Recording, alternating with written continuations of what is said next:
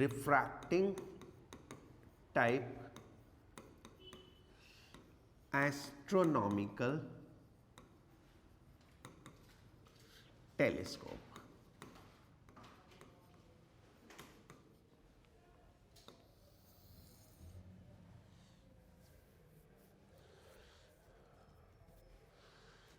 Refracting type astronomical telescope. ठीक है. It consists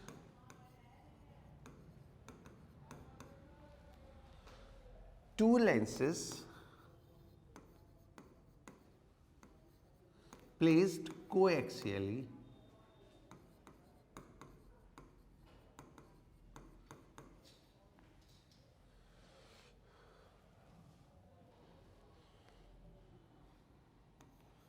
with following properties.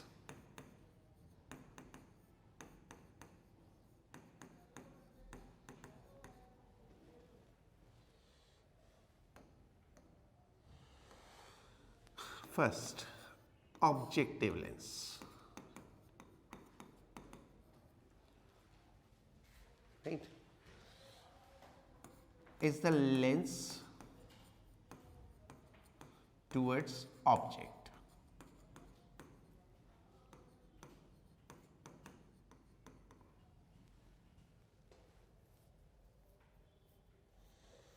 ठीक है.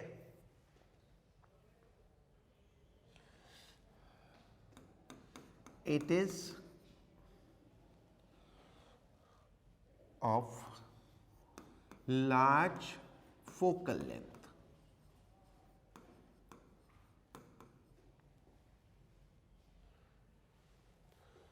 For high magnification.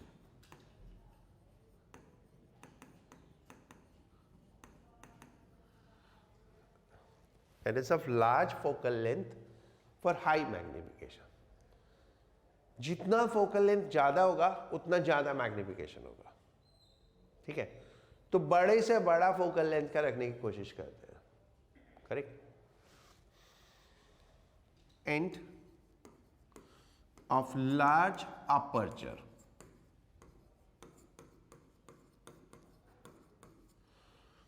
For brighter image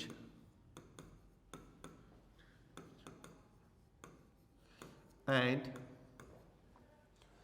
high resolving power.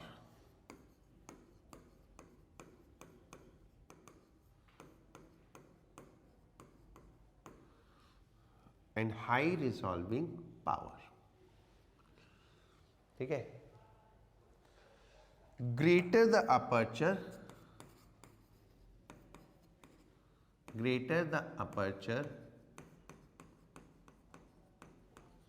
more amount of light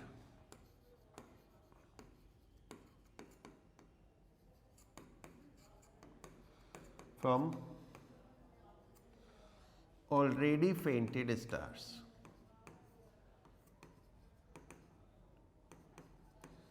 stars से वैसे ही बहुत कम light आ रही होती है, तो इसलिए जितनी ज्यादा से ज्यादा लाइट है उतना अच्छा है. करेक्ट. इसमें एक टर्म्स आया resolving power. What is resolving power? क्या होती है? आपने कभी पढ़ी नहीं होगी और सिलेबस में भी नहीं है, बट ये जरूर है सिलेबस में कि क्यों होता है बड़ा साइज? रिजॉल्विंग पावर चाहते के लिए. बट रिजॉल्विंग पावर होती क्या है?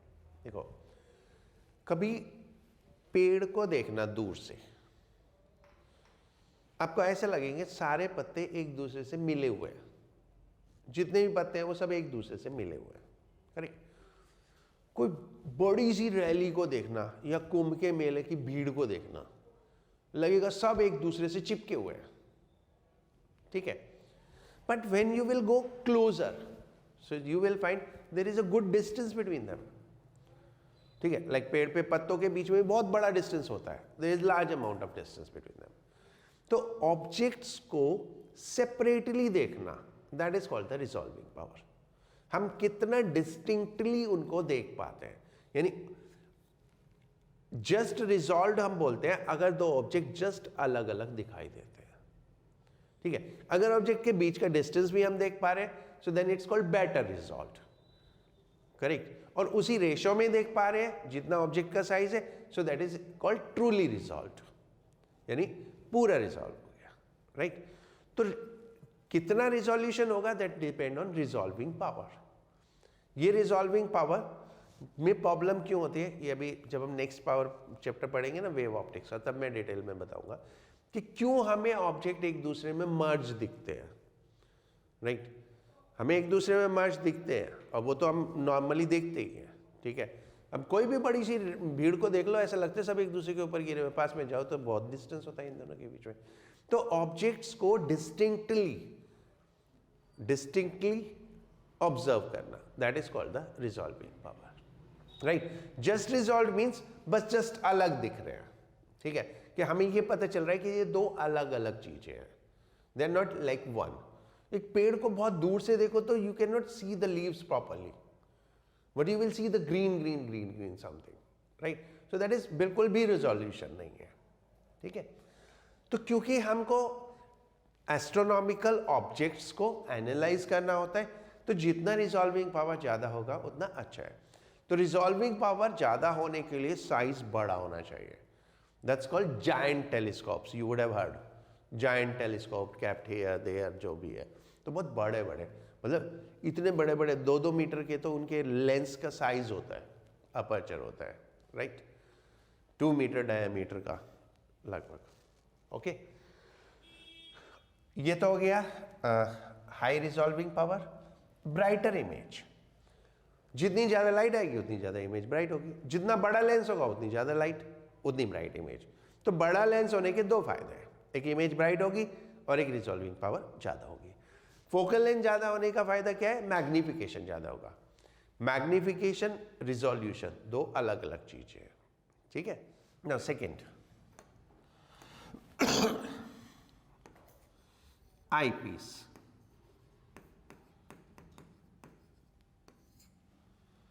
इसमें मैंने एक बस बेसिक सी चीज छोड़ दी, बाकी कुछ छोड़ दिया। Is the convex lens. Convex lens होता है ना,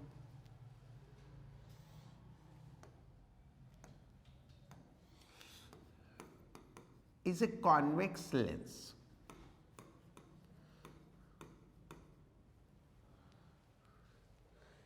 Generally,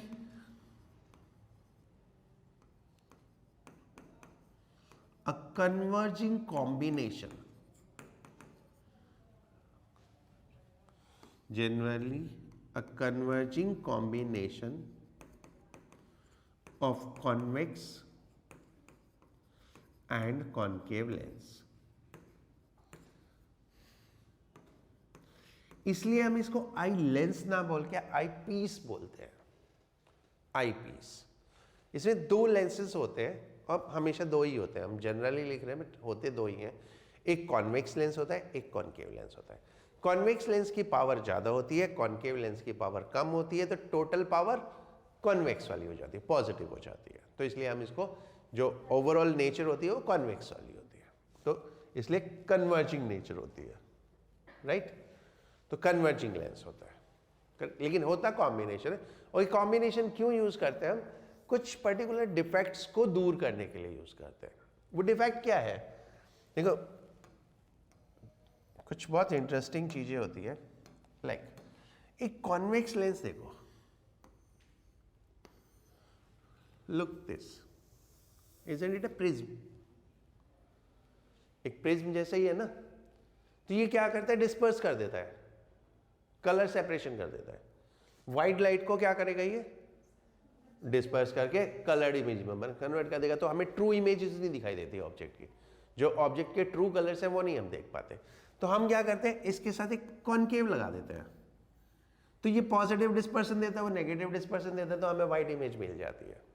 तो इसलिए हम कॉम्बिनेशन यूज करते हैं, ठीक है, कि एक ने पॉजिटिव डिस्पर्शन दिया, दूसरा नेगेटिव डिस्पर्शन देगा, तो हमें वापस व्हाइट जो भी ट्रू कलर है वो मिल जाएगा। सो दैट्स व्हाई इस डिफेक्ट को दूर करने के लिए हम कॉम्बिनेशन ऑफ लेंस यूज करते हैं, correct. is a convex lens generally a converging combination of convex and concave lens. It is of smallest possible focal length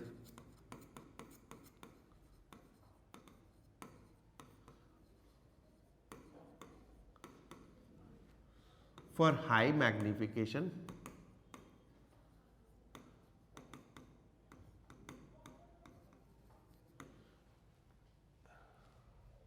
and a small aperture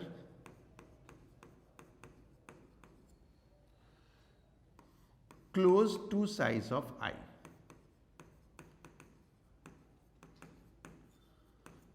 For brighter image. For bright image. अब इसमें दोनों चीजें contradictory है. Objective के लिए हम बोल रहे हैं ज्यादा से ज्यादा फोकल लेंथ होनी चाहिए तो मैग्निफिकेशन ज्यादा होगा. इसमें कम से कम फोकल लेंथ होनी चाहिए तो मैग्निफिकेशन ज्यादा होगा. उसमें हम बोल रहे हैं ऑब्जेक्टिव का साइज बड़े से बड़ा रखो तो ब्राइट इमेज बनेगी. इसमें बोल रहे हैं छोटे से छोटा रखो तो ब्राइट इमेज बनेगी. राइट? क्यों? लगता है जो मैग्निफिकेशन होता है ना टेलीस्कोप का वो होता है FO/FE. ये हम डिराइव करेंगे अभी बाद में, जस्ट फॉर एक्सप्लेनेशन में बता रहा हूँ. Focal length of objective upon focal length of eyepiece. तो जितना ये ज्यादा होगी उतना मैग्निफिकेशन ज्यादा होगा, जितना ये कम होगी उतना मैग्निफिकेशन ज्यादा होगा. तो इसलिए ये बड़े से बड़ा और ये छोटे से छोटा तो हमें मैक्सिमम मैग्निफिकेशन मिलता है. राइट? अब ब्राइट के लिए हमने इतना बड़ा लेंस लगाया, इससे इतनी सारी लाइट आई,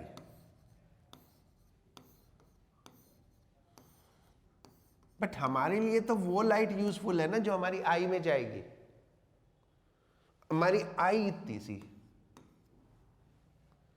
तो सिर्फ इतनी सी लाइट हम कलेक्ट कर पाए, बाकी तो वेस्ट हो गई, तो ब्राइट इमेज में मिलेगी नहीं. तो इसने जो सारी लाइट कलेक्ट की वो हमें आंख तक पहुंचानी है. तो जितनी लाइट कलेक्ट की वो आंख तक पहुंचाने के लिए हम कैसे करते हैं, एक कोन लेते हैं.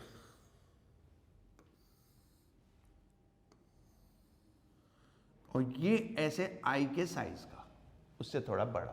तो अब जितनी लाइट आई वो कोन के अंदर से सारी की सारी कहां जाएगी, आई में जाएगी. ठीक है? अदरवाइज तो हम लाइट कलेक्ट ही नहीं कर पाएंगे. जो हमने लाइट कलेक्ट की तो उसको हम एक कोनिकल शेप, इसलिए टेलीस्कोप कोनिकल शेप की होती है. ठीक है? आगे से वाइड, पीछे से बहुत पतली, पीछे से बिल्कुल पतली सी, सिर्फ आई के साइज का, इसलिए कि आंख में घुस ना जाए तो इतना रखते हैं कि बस आई कवर हो जाए एग्जैक्टली. ठीक है? दूरबीन is telescope. Astronomical telescope is to see astronomical object. Binocular is to see the object farther at far distance, right? So that is also a telescope. इसको हम बोलते हैं कौन सा नाम बोल गया, टेरेस्ट्रियल टेलीस्कोप. टेरेस्ट्रियल टेलीस्कोप मतलब अपने आसपास की चीजों को देखने के लिए. करेक्ट? ये समझ में आ गया? कुछ पूछना है इसमें? देखो हम पढ़ रहे हैं एस्ट्रोनॉमिकल टेलीस्कोप. एस्ट्रोनॉमिकल टेलीस्कोप में ऑब्जेक्ट हमेशा इन्फिनिटी पे होगा. इमेज हम डी पे भी बना सकते हैं और इन्फिनिटी पे बना सकते हैं. तो दोनों केसेस हमको देखने हैं, जब इमेज डी पे है और जब इमेज इन्फिनिटी पे है. जो नॉर्मल मोड होता है टेलीस्कोप का वो क्या होता है, जब इमेज इन्फिनिटी पे बनाते हैं. So this is when image at infinity. इसको बोलते हैं normal mode of telescope. What is angular magnification in this case? Angular magnification in this case is angle by image at aided eye. ठीक है? And angle by object at unaided eye. अब क्योंकि दोनों infinity पे है तो we can write when at infinity and when at infinity, जब दोनों इंफिनिटी पे है, करेक्ट। तो ये हुआ हमारा एंगुलर मैग्निफिकेशन। अब रे डायग्राम हमको ड्रॉ करना है, तो ये कोएक्सियल होता है। कोएक्सियल मींस एक ऑब्जेक्टिव लेंस और आईपीस दोनों एक एक्सिस पे होंगे। इसको हम टेलीस्कोप का एक्सिस भी बोल सकते हैं। ऑब्जेक्टिव का साइज बड़ा रखते हैं, तो जितना बड़ा हो सकता है उतना बड़ा। लाइट रे इंफिनिटी से आएगी,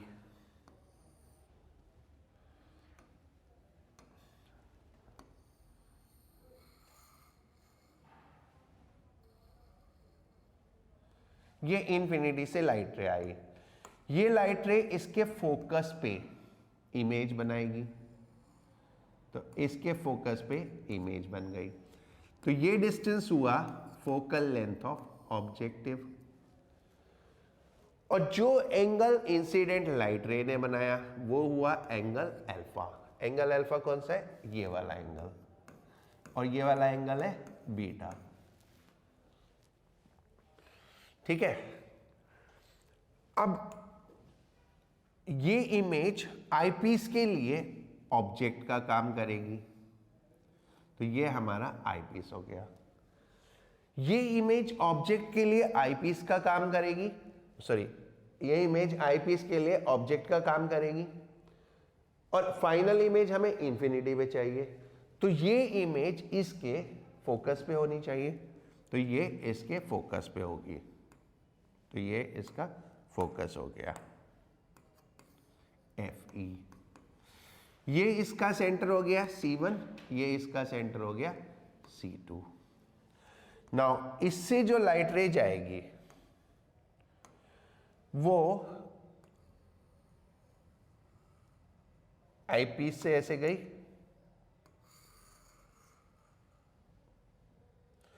and this will go to infinity, ये फाइनली इंफिनिटी पे जाएगी, राइट। देन अगर हम सेकेंड रे ड्रॉ करें तो सेकेंड रे सिंपली इंफिनिटी से पैरेलल रेज, एंड ये दोनों रेज जहां मिलती है वहां image, and again final image के लिए भी पैरेलल रेज इंफिनिटी पे जाएंगी,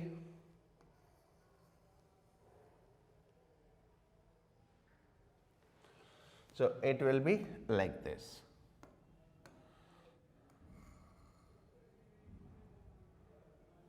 ये हमारा पूरा डायग्राम हो गया। ये एक लाइन बना दो तो अच्छा लगता है, ठीक है, ऐसे अपर्चर होता है ये, है ना, ऐसे, राइट। डायग्राम समझ में आ गया। अब जो इमेज वाला एंगल है वो एंगल हुआ ये वाला, दिस इज इमेज एंगल, इसको मार्क कर दो AB, राइट, ठीक है। अब आपको मैग्निफिकेशन के लिए बीटा की वैल्यू चाहिए और अल्फा की चाहिए, तो बीटा कितना, यहां से देख लो from figure, beta is equal to AB upon C2A,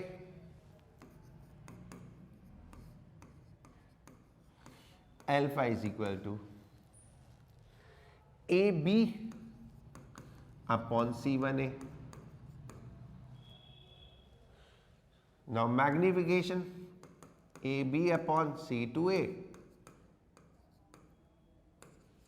and AB upon C1A. AB we cancel. This is C1A upon C2A, right? And C1A is what? FO. And C2A is what? FE. So the magnification is FO upon FE. When image at D. And exam में ये general method follow करोगे ना तो हो जाएगा। तो magnification कितना होगा? Angle by image at unaided eye, sorry, at aided eye when image at D. अब इमेज D डिस्टेंस पे है. Angle by object at unaided eye when object, अब ऑब्जेक्ट तो इंफिनिटी पे ही रहेगा, है ना, when ऑब्जेक्ट एट इंफिनिटी.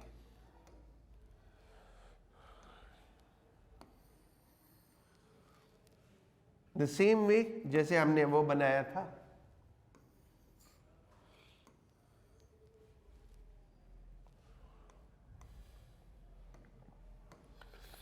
ये एक लाइट रे इंफिनिटी से फोकस पे इमेज बन जाएगी.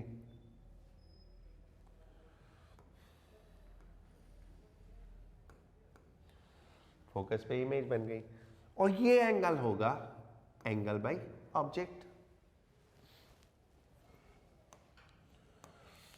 नाउ ये आई पीस,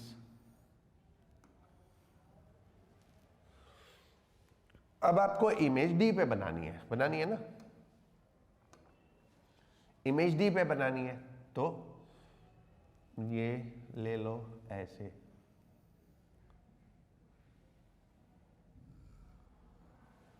स्केल तो यूज करोगे ही तुम लोग, मैं तो ऐसे घुमा लूंगा.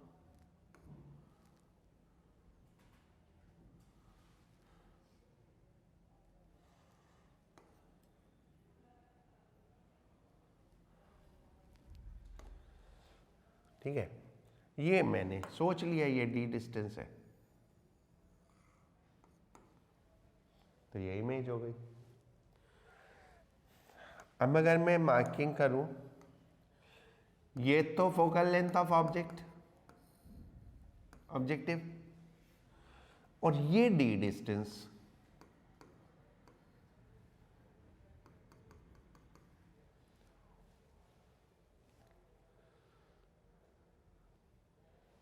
करेक्ट, और ये है distance of object for eyepiece, distance of object for eyepiece. ठीक है, ऑब्वियसली ये लेस देन फोकल लेंथ होगा क्योंकि सेम साइड में वो बन रहे हैं, तो ये डिस्टेंस आई पीस की फोकल लेंथ से कम होगा. अगर मैं बात करूं तो फोकल लेंथ का आई पीस का फोकल पॉइंट यहां कहीं होगा, है ना.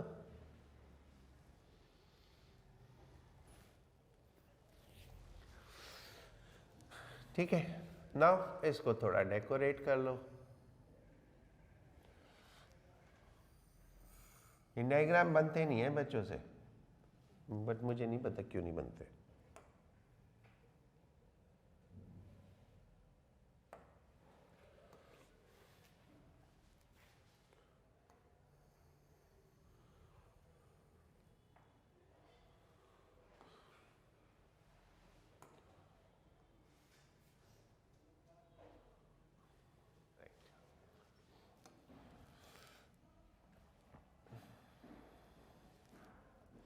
Now beta is equal to how much? AB upon C2A, and ये अल्फा है तो ये भी अल्फा होगा. Alpha is equal to AB upon C1A. So magnification हो गया beta upon alpha, that is C1A upon C2A. So this comes out as FO upon UE.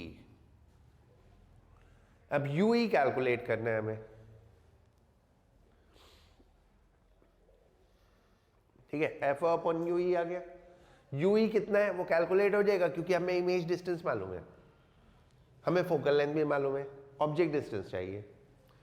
तो 1 by VE minus 1 by UE is equal to 1 by F E, that is for eyepiece, है ना।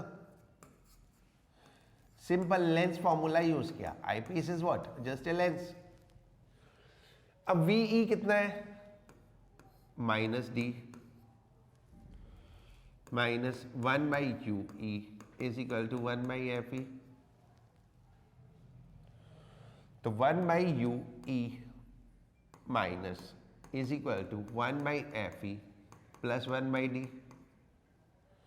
तो 1 by minus 1 by U E is equal to F E D upon D plus F E,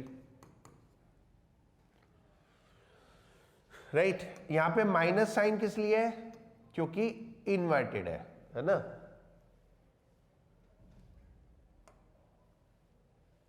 right, तो you E will be F E D upon D plus F ई, अगर हमें सिर्फ distance देखना है। ये वैल्यू यहां डाल देते हैं, तो मैग्निफिकेशन कितना हो गया, F O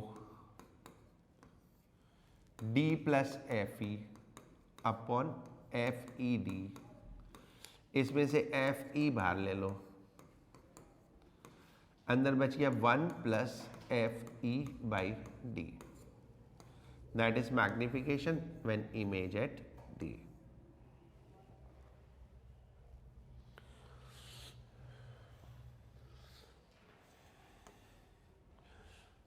What is the length of telescope? This is length of telescope. This is length of telescope. So that will become what?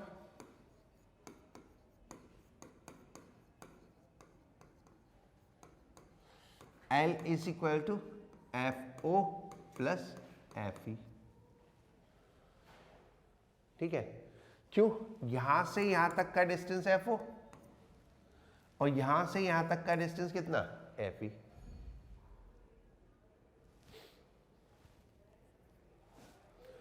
और अगर उसके लिए देखें,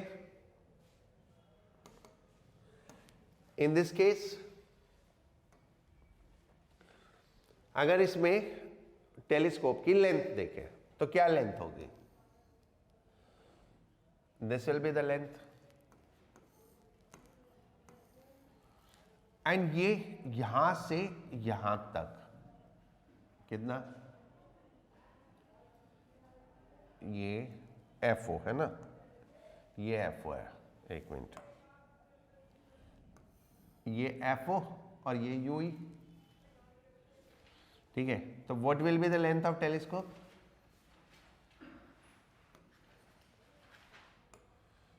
length of telescope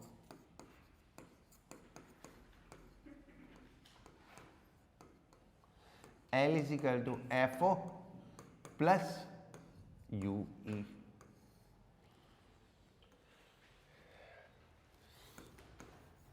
reflecting type telescope,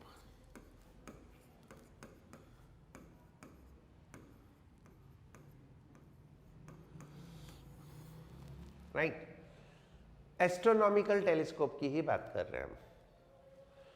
reflecting type telescope में हम जो objective है उसको मिरर लेते हैं इंस्टेड ऑफ लेंस, क्योंकि ऑब्जेक्टिव बहुत बड़ा रखना होता है और उतना बड़ा लेंस बनाने में बहुत प्रॉब्लम है और उसको हैंडल करने में भी प्रॉब्लम है।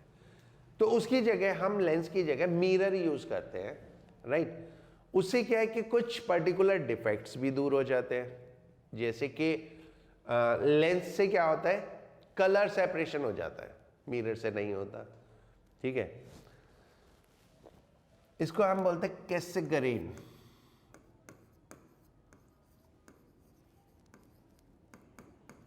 Type.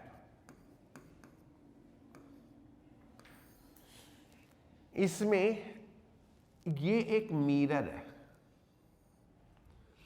This is parabolic mirror, इसको थोड़ा पैराबोलिक शेप दे देते हैं, instead of spherical it is slightly parabolic, it's polish from here.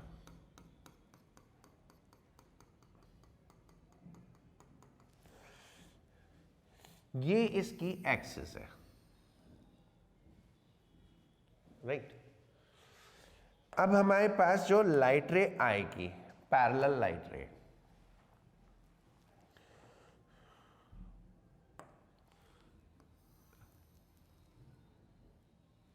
ये पैरेलल लाइट रे इसके फोकस पे जाएगी, एक मिनट रुक के बनाना। ये पैरेलल लाइट रे आएगी, ये भी इसके फोकस पे जाएगी।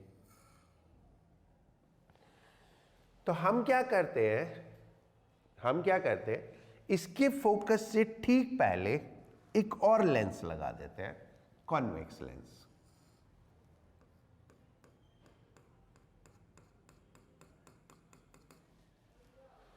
Convex lens, mirror, sorry, photo तो मिरर की बनाई, बोला लेंस पहले ये इसके पहले एक और मिरर लगा देते हैं। अब ये मिरर इस लाइट रे को रिफ्लेक्ट करेगा, इस लाइट रे को रिफ्लेक्ट करेगा, और ये रिफ्लेक्ट होके यहां आ जाएगी। एंड यहां पर हम आई पीस लगा देते हैं, करेक्ट। इस आई पीस को हम एक एनक्लोजर में डाल के ऐसे इसके साथ अटैच कर देते हैं, राइट। और इतना पोर्शन इसका हटा देते हैं, इतना पोर्शन आप सोचो कि रिमूव कर दिया लेंस का, मिरर का, इतना पोर्शन है ही नहीं, ठीक है। So it become something like this, ऐसे हम इधर आई के पास आई लेंस है और आगे एक बहुत बड़ा सा बॉम्बू टाइप का मिरर है, मिरर के से एक छोटी सी ट्यूब जा रही है और उस ट्यूब के इधर आई लेंस है, ठीक है। ये लाइट रे वो बनाना डॉटेड,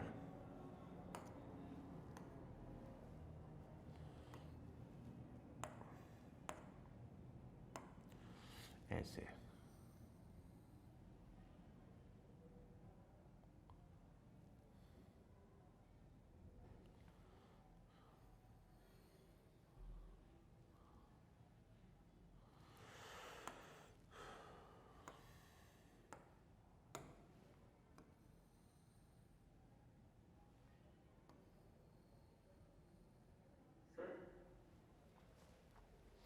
ठीक है।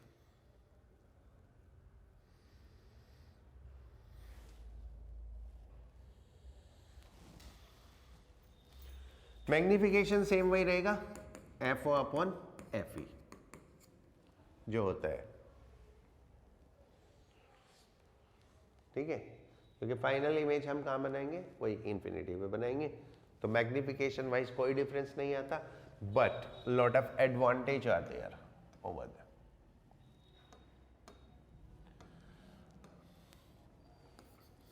Advantage over reflecting,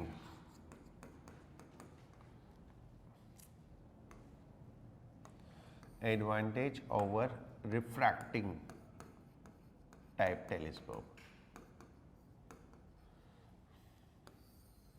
First, mirror are easier to make,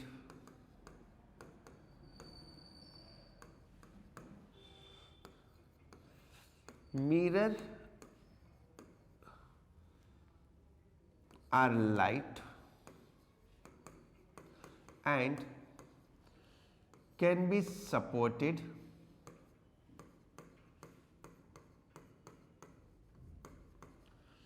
from unpolished surface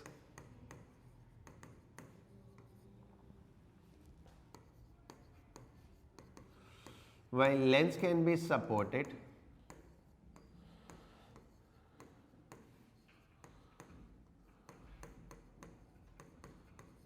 from edges.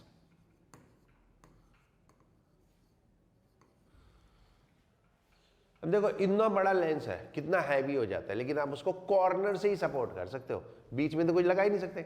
अब मिरर के तो पीछे लगा दो कुछ भी, तो मिरर को सपोर्ट करना आसान हो जाता है, right.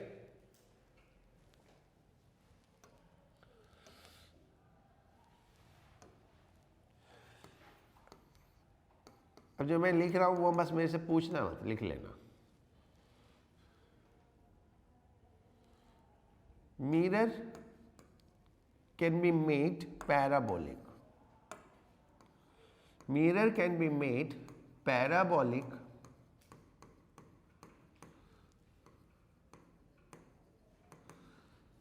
to remove, to minimize spherical aberration.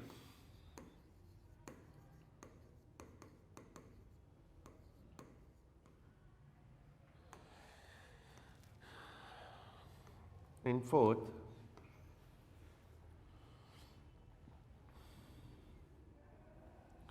no chromatic aberration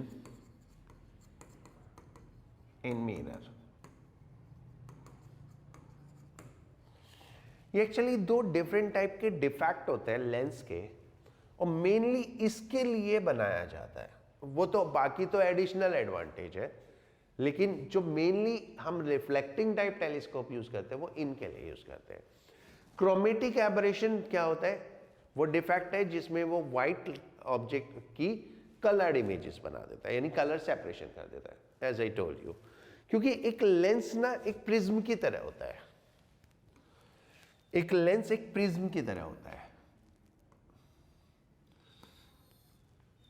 delta is equal to mu minus 1a, यानी जो डेविएशन है वो एंगल पे डिपेंड करता है। यहां पर एंगल 0 है, धीरे धीरे ये एंगल बढ़ता जा रहा है, यहां एंगल मैक्सिमम है।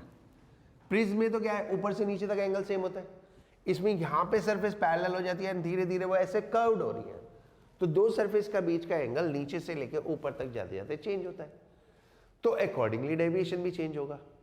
ठीक है, जितना एंगल ज्यादा उतना डेविएशन ज्यादा है। तो जो लाइट रे यहां पे है वो तो यहां पे फोकस हो गई, वो तो यहां पे फोकस हुई, लेकिन ये लाइट रे जो यहां आई ये तो ज्यादा एंगल से क्रॉस हो रही है ना, तो इसका डेविएशन ज्यादा हो जाएगा, ये यहां फोकस होगी। तो इसलिए ऊपर से नीचे तक जो फोकस पॉइंट है वो चेंज होते रहते हैं डिफरेंट डिफरेंट रेज के, तो इमेज क्या होती है, ये ऐसे स्प्रेड हो जाती है। इसको हम बोलते हैं spherical defect, right, that is called spherical aberration, यानी this is the defect because of spherical nature of lens. ठीक है, you need not to note, बस जस्ट क्यूरियोसिटी के लिए बता दिया। Spherical aberration is a defect जिसमें इमेज स्प्रेड हो जाती है अलोंग द एक्सिस, और chromatic aberration is a defect जिसमें इमेज कलर्स में सेपरेट हो जाती है। ठीक है बच्चों।